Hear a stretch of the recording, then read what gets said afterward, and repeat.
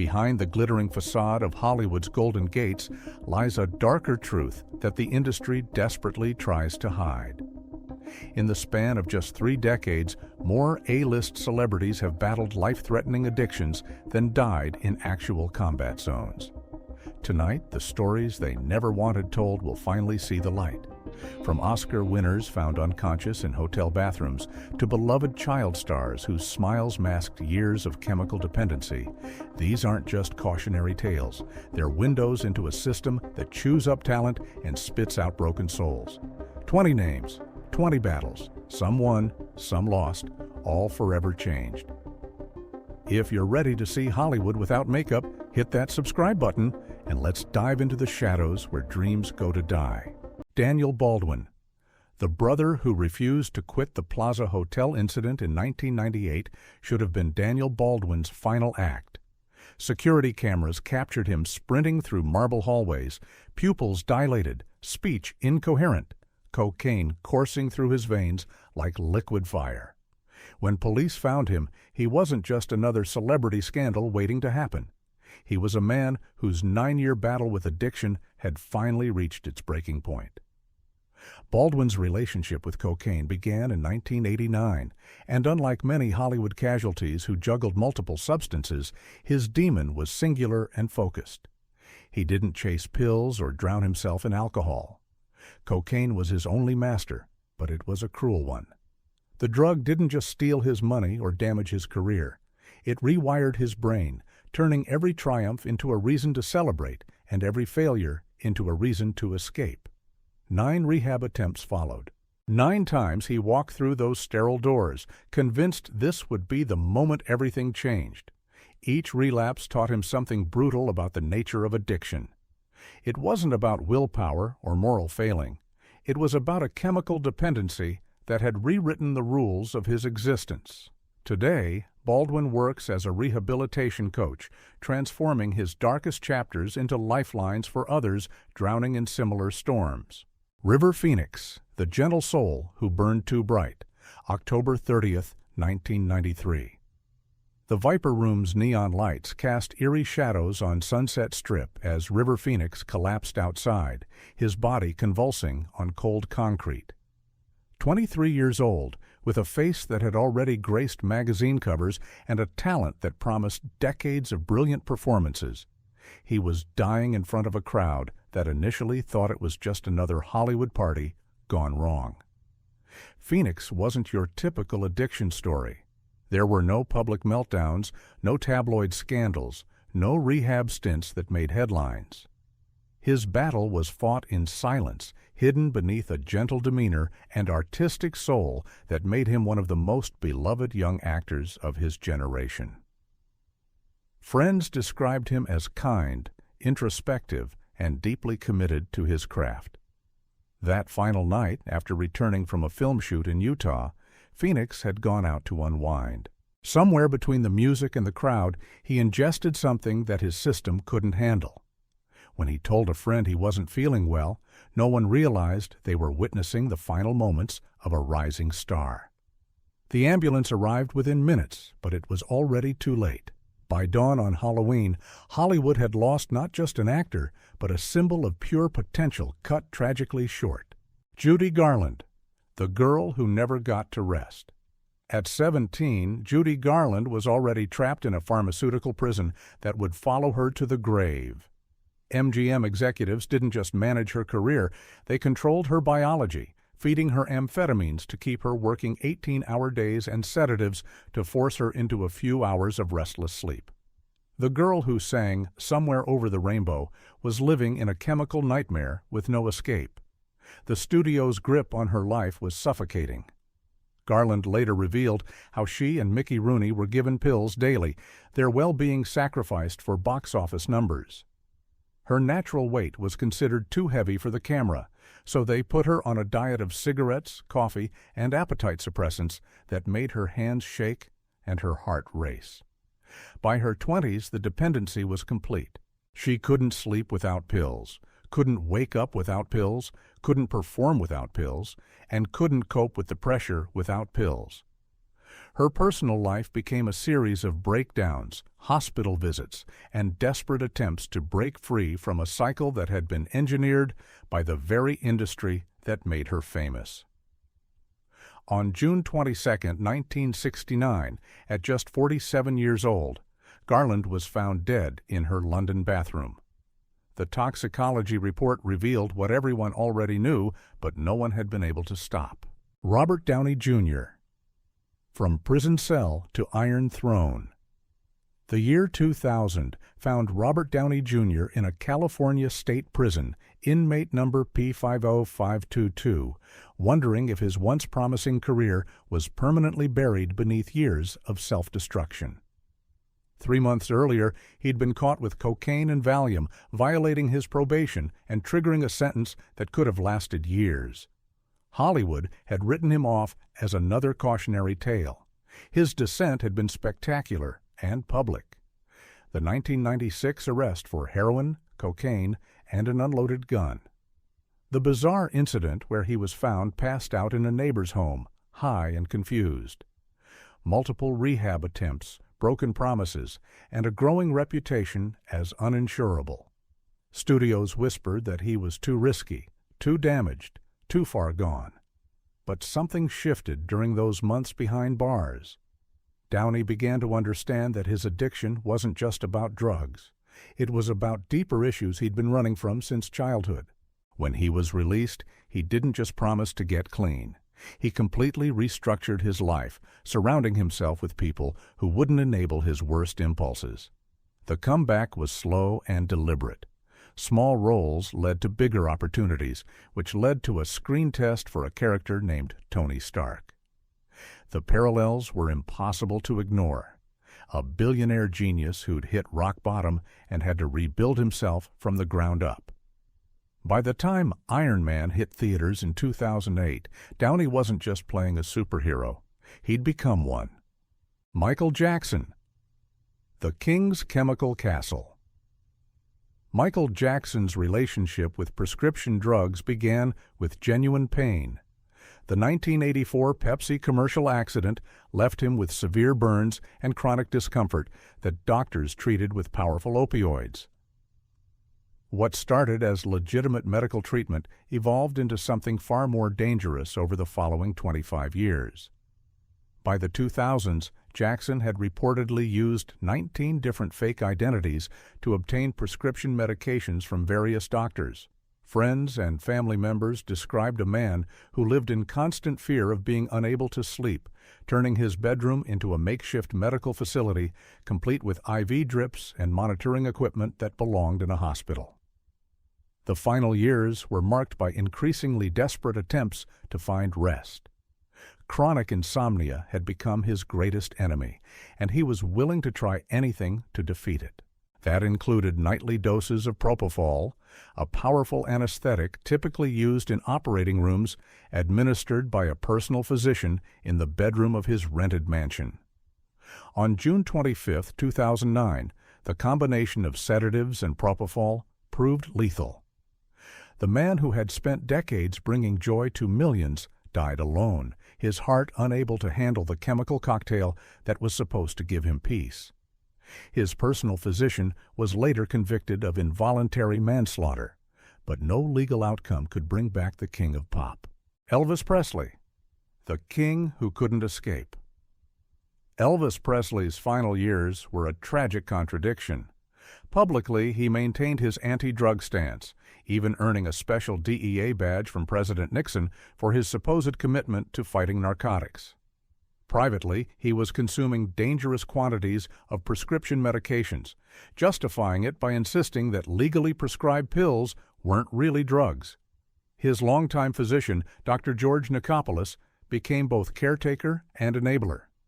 In Elvis's final years, Dr. Nick prescribed thousands of pills, sometimes replacing them with placebos when he feared the dosages were becoming too dangerous. But more often, he gave in to Elvis's increasingly desperate pleas for stronger medications to manage chronic pain, insomnia, and the crushing weight of fame. Friends watched helplessly as the lean, charismatic performer who had revolutionized popular music transformed into someone they barely recognized. The sparkle in his eyes dimmed, his energy disappeared, and his legendary stage presence became labored and unpredictable. The man who had once moved with feline grace now struggled to perform his most basic routines. On August 16, 1977, Elvis was found unresponsive on his bathroom floor at Graceland. He was just 42 years old. The toxicology report revealed a lethal combination of codeine, morphine, and other prescription drugs. The king of rock and roll had been brought down not by age or fading popularity, but by the very substances he'd once condemned. Brittany Murphy. The mystery that still haunts Hollywood. December 20th, 2009. Brittany Murphy collapsed in the bathroom of her Hollywood Hills home, her final moments witnessed only by her controversial husband, Simon Monjack. At 32, the actress who had charmed audiences in Clueless and 8 Mile was gone, leaving behind a mystery that continues to fuel speculation years later. The official cause of death was listed as pneumonia complicated by anemia, but the toxicology report painted a different picture. Multiple prescription medications were found in her system, including painkillers that friends said she'd been taking after cosmetic procedures. Her dramatic weight loss in the months before her death had sparked widespread concern among those who knew her.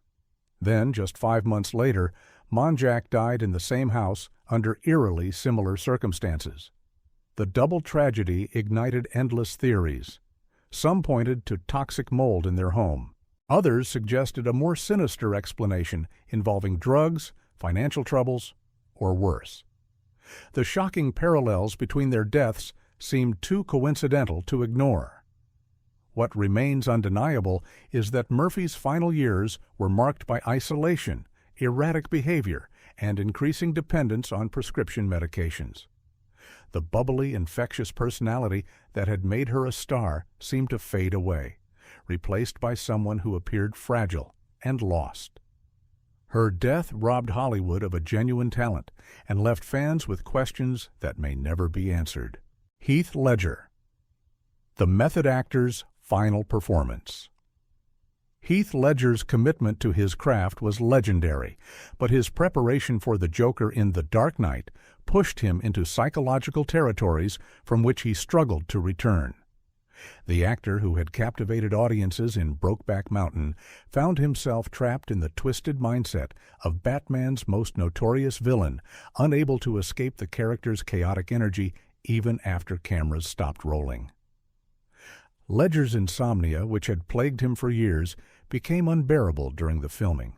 He described feeling like his mind was racing constantly, unable to find peace or rest. To cope, he turned to prescription medications, mixing sleeping pills with anti-anxiety drugs in increasingly dangerous combinations. On January 22, 2008, Ledger was found unconscious in his Manhattan apartment by his housekeeper and massage therapist. The 28-year-old actor was pronounced dead at the scene, surrounded by prescription pill bottles and the remnants of a life cut tragically short. The toxicology report revealed a lethal combination of 6 different prescription medications, including opioids, benzodiazepines, and sleeping aids. While ruled an accidental overdose, many wondered if his intense method acting had contributed to the psychological state that made such dangerous self-medication seem necessary. His posthumous performance as the Joker earned him an Academy Award, but the Oscar served as a haunting reminder of the price he paid for his artistic dedication. Whitney Houston. The voice that addiction silenced. Whitney Houston possessed one of the most powerful voices in music history, capable of soaring to impossible heights and moving millions to tears with a single note. But behind the Grammy-winning performances and record-breaking albums was a woman whose struggles with cocaine and alcohol would ultimately prove stronger than her extraordinary talent. Her marriage to Bobby Brown became the focal point of tabloid attention, but friends knew that Houston's problems began long before their tumultuous relationship. The pressures of fame, combined with personal demons she rarely discussed publicly, created a perfect storm of self-destruction that no amount of success could fix. By the 2000s, Houston's voice showed the strain of years of substance abuse. Her legendary vocal range diminished, her performances became unpredictable, and her public appearances often raised more concerns than they generated applause. The woman who had once effortlessly belted out, "I will always love you," now struggled to hit notes that had once come naturally. On February 11, 2012, Houston was found dead in her Beverly Hills hotel bathtub. She was just 48 years old. The coroner determined that she had drowned, with heart disease and cocaine use listed as contributing factors. The world mourned the loss of one of music's greatest voices, silenced by the very demons she'd battled for decades. Her death served as a stark reminder that talent, success, and adoration from millions of fans couldn't protect someone from the devastating effects of addiction. Mac Miller, the rapper who couldn't outrun his pain. Mac Miller's music was deeply personal, often serving as a diary of his struggles with depression, anxiety, and substance abuse. The Pittsburgh-born rapper didn't hide his demons from his fans. Instead, he turned them into art, creating songs that resonated with millions of young people facing similar battles. His relationship with Ariana Grande had been highly publicized, and when it ended in 2018, Miller faced intense scrutiny from fans who blamed him for the breakup. The additional pressure seemed to push him deeper into a cycle of self-medication that had been ongoing for years. Miller's drug use wasn't recreational, it was medicinal in his mind, a way to quiet the voices that told him he wasn't good enough, successful enough, or worthy of love. He used alcohol, prescription drugs, and illegal substances to numb emotional pain that seemed unbearable when he was sober. On September 7, 2018, Miller was found dead in his Los Angeles home. He was just 26 years old. The toxicology report revealed a lethal combination of alcohol, cocaine, and fentanyl. The presence of fentanyl suggested that his cocaine had been contaminated, turning what might have been a typical night of use into a fatal miscalculation. His death highlighted the growing crisis of fentanyl-laced street drugs and served as a reminder that addiction doesn't discriminate based on talent, wealth, or age. Amy Winehouse, the soul singer who couldn't save herself. Amy Winehouse's voice was pure emotion, capable of channeling decades of soul and blues history into contemporary songs that felt both timeless and urgent. But the same sensitivity that made her such a compelling artist also made her vulnerable to the darkest aspects of fame and addiction. Her struggles with alcohol and drugs were well documented by the British tabloids, who seemed to take perverse pleasure in chronicling her downward spiral. The beehive hair, heavy eyeliner, and increasingly thin frame became symbols of talent being consumed by addiction in real time. Winehouse's relationship with Blake Fielder Civil was particularly toxic, with both partners enabling each other's worst habits. Their tumultuous romance played out in public, complete with arrests, rehab stints, and reconciliations that never seemed to last long enough for either of them to get clean.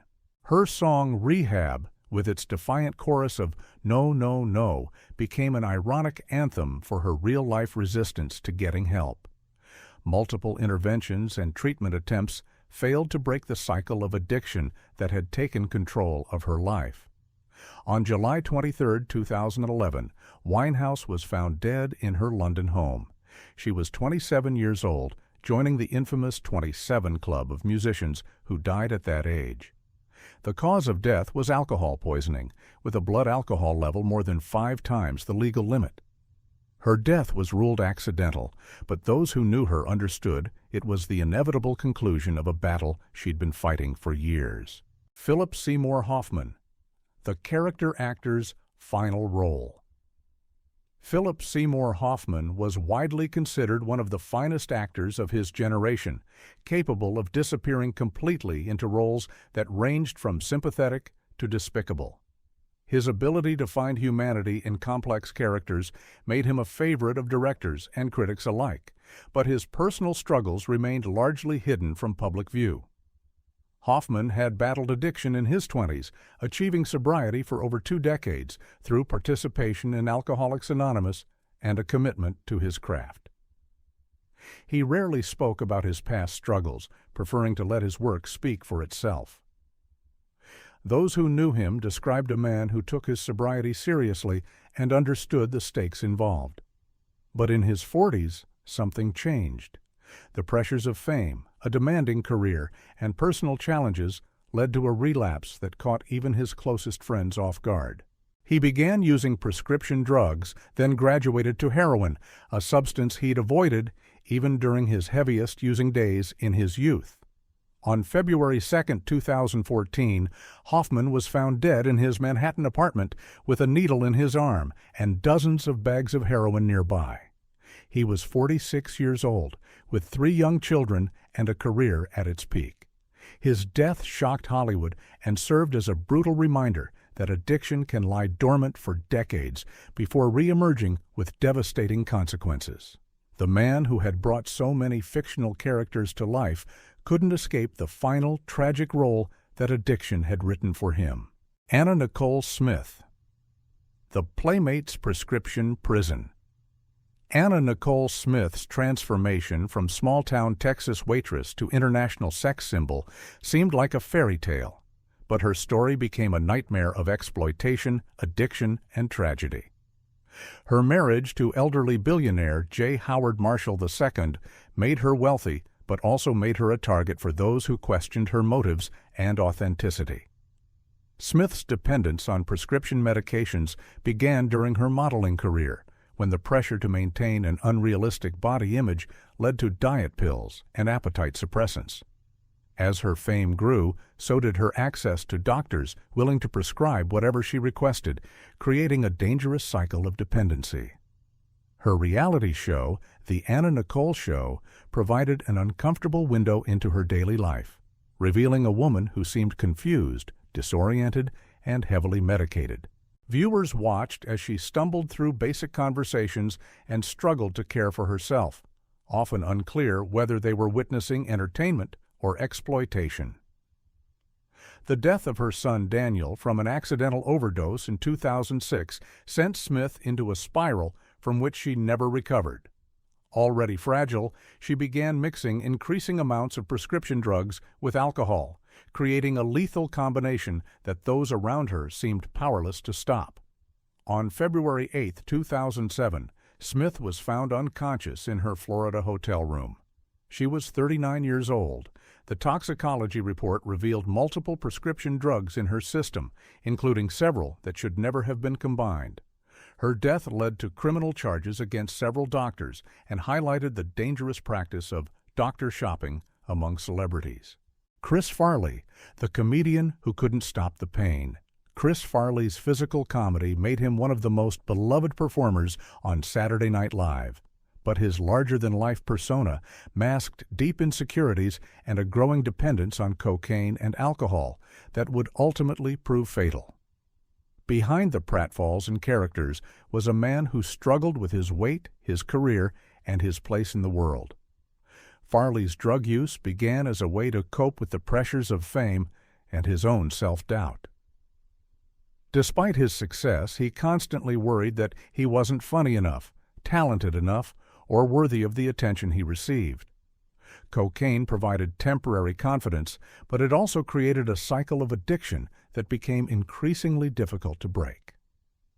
His friends and colleagues at SNL were aware of his struggles and attempted several interventions, but Farley's addiction had become too powerful to overcome through willpower alone. He entered rehab multiple times but couldn't maintain sobriety for extended periods. On December 18, 1997, Farley was found dead in his Chicago apartment. He was just 33 years old. The cause of death was ruled an overdose of cocaine and morphine, with advanced atherosclerosis contributing to his heart failure. His death devastated the comedy community and served as a reminder that even those who bring joy to others can be fighting battles that audiences never see. The man who made millions laugh couldn't find a way to heal his own pain. Kurt Cobain, the grunge god's final song. Kurt Cobain's music spoke to a generation of alienated young people, but his personal struggles with heroin addiction became as famous as his songs. The Nirvana frontman's battle with chronic stomach pain led him to self-medicate with heroin, creating a dependency that would shadow his final years. Cobain's addiction wasn't glamorous or rebellious. It was a desperate attempt to manage physical and emotional pain that seemed unbearable when he was sober. His stomach condition caused constant discomfort, and heroin was the only thing that provided relief. What began as self-medication evolved into full-blown addiction. His wife, Courtney Love, also struggled with substance abuse, creating a toxic dynamic that enabled both of their worst habits. Their relationship was passionate but destructive, marked by public fights, intervention attempts, and promises of sobriety that neither could keep. In March 1994, Cobain overdosed on champagne and Rohypnol while in Rome, an incident that many believe was a suicide attempt rather than an accident. Friends and family staged an intervention upon his return to Seattle, and he agreed to enter rehab. But after just a few days, he left the facility and returned home. On April 8, 1994, Cobain was found dead in his Seattle home with a shotgun wound to the head and high levels of heroin in his system. He was 27 years old. His suicide note referenced his struggles with addiction and his inability to find peace or happiness despite his success. John Belushi, the Blues Brothers' final performance. John Belushi's manic energy made him a star on Saturday Night Live and in films like Animal House, but his appetite for excess proved to be his downfall. The comedian's use of cocaine and other drugs was well known in Hollywood circles, where his wild behavior was often dismissed as part of his comedic persona. Belushi's drug use escalated throughout the late 1970s, despite warnings from friends and colleagues who watched him spiral out of control. His comedy was fueled by nervous energy and insecurity, and drugs provided both an outlet and a source of confidence that he couldn't find elsewhere.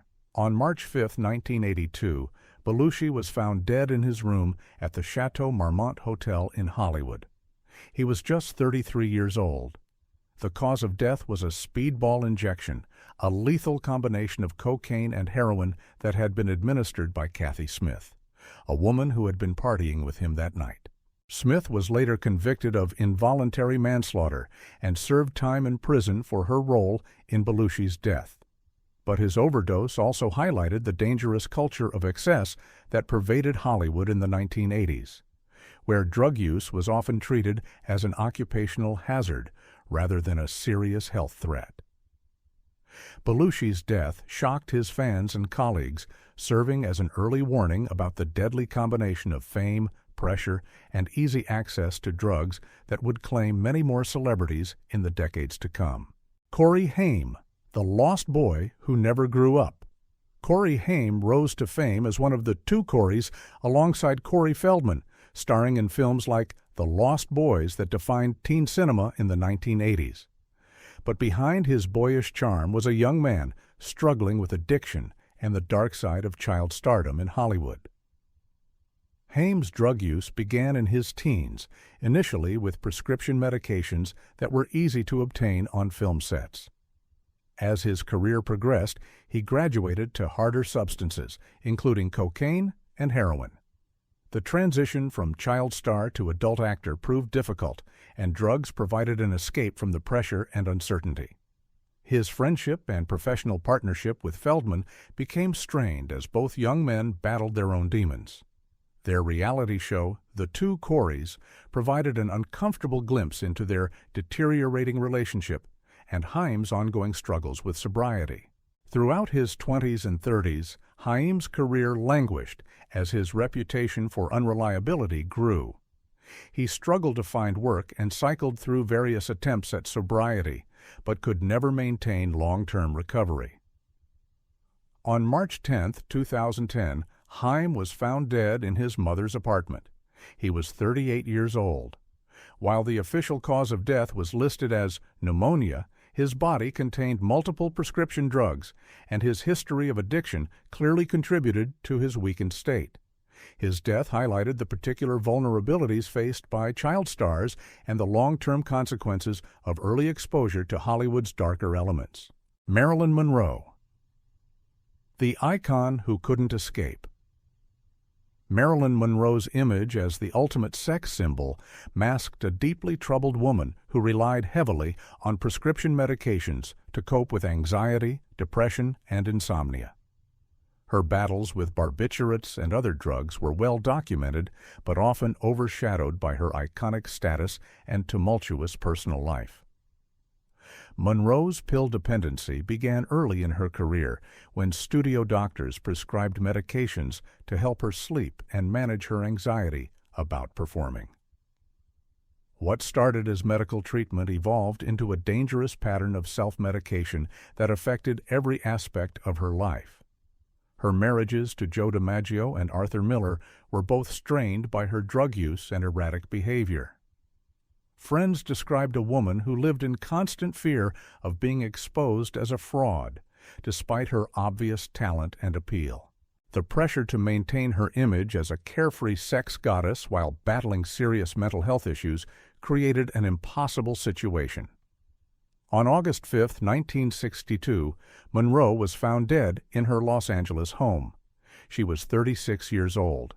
The official cause of death was listed as a barbiturate overdose, likely from chloral hydrate and Nembutal. While ruled a probable suicide, the circumstances surrounding her death have been debated for decades. Monroe's death marked the end of an era and highlighted the dangerous relationship between Hollywood and prescription drugs. Her story became a template for tragic stardom that would be repeated by many others in the decades to come. Keith Moon, the wild man behind the kit. Keith Moon's drumming with The Who was legendary for its power and creativity, but his offstage behavior was equally famous for its destructiveness. The drummer's appetite for alcohol, drugs, and chaos made him a rock and roll icon, but it also put him on a collision course with tragedy. Moon's drug use was as excessive as his drumming style. He consumed vast quantities of brandy, champagne, and various pills, often mixing substances in dangerous combinations. His behavior became increasingly erratic as his addiction progressed, leading to destroyed hotel rooms, wrecked cars, and countless incidents that became part of rock folklore. His relationship with alcohol was particularly destructive. Moon would often drink to the point of unconsciousness, then wake up and continue drinking. The combination of alcohol with various pills created a lifestyle that those around him knew was unsustainable. On September 7, 1978, Moon attended a party celebrating the premiere of The Buddy Holly Story. Later that evening, he returned to his flat and took what he thought was his usual dose of heminevrin, a drug prescribed to help with alcohol withdrawal. But he had already consumed a dangerous amount earlier in the day. Moon was found dead the next morning by his girlfriend. He was 32 years old. The official cause of death was an overdose of heminevrin, ironically a drug that was supposed to help him get sober. His death marked the end of The Who's classic lineup and served as a cautionary tale about the rock and roll lifestyle. Janis Joplin, the Queen of Rock's final blues. Janis Joplin's voice was pure emotion, capable of channeling pain, joy, and everything in between into performances that left audiences stunned. But the same sensitivity that made her such a powerful performer also made her vulnerable to the drugs that would ultimately claim her life. Joplin's relationship with heroin began during her time with Big Brother and the holding company, when the pressures of fame and her own insecurities led her to seek escape through increasingly dangerous substances. She had previously struggled with alcohol and amphetamines, but heroin represented a new level of dependency. In 1969, Joplin made a serious attempt at sobriety, moving to Brazil and trying to build a life away from the music industry and the drugs that came with it. But the pull of performing proved too strong, and she returned to the United States and to old habits. On October 4, 1970, Joplin was found dead in her room at the Landmark Motor Hotel in Hollywood. She was 27 years old, making her an early member of the infamous 27 Club. The cause of death was a heroin overdose, complicated by alcohol consumption. Her death was particularly tragic because it came at a time when she was working on what many consider her best album, Pearl. The recording sessions had been going well, and those around her believed she was in a good place personally and professionally. Joplin's death highlighted the particular pressures faced by women in the male-dominated rock industry and the dangerous culture of excess that pervaded the music world in the 1960s and 1970s. 20 lives, 20 battles with demons that cared nothing for talent, wealth, or fame. These stories reveal a harsh truth about Hollywood's glittering facade. Behind every red carpet, smile, and award show triumph, there are often struggles that the public never sees. Some of these stars found redemption. Robert Downey Jr. transformed his rock bottom into an Iron Man comeback. Daniel Baldwin turned his pain into purpose, helping others escape the grip of addiction. Their stories prove that recovery is possible, even from the darkest places. Others weren't so fortunate. River Phoenix, Heath Ledger, Amy Winehouse. They remind us that addiction doesn't negotiate with genius or wait for convenient timing. It strikes when it chooses, often claiming the brightest lights when they burn most intensely. The real tragedy isn't just in the individual losses, but in the system that enables such destruction. A culture that prioritizes profit over people, that treats human beings as commodities to be consumed and discarded. If these stories moved you, please subscribe and share. Sometimes the most important conversations begin in the shadows.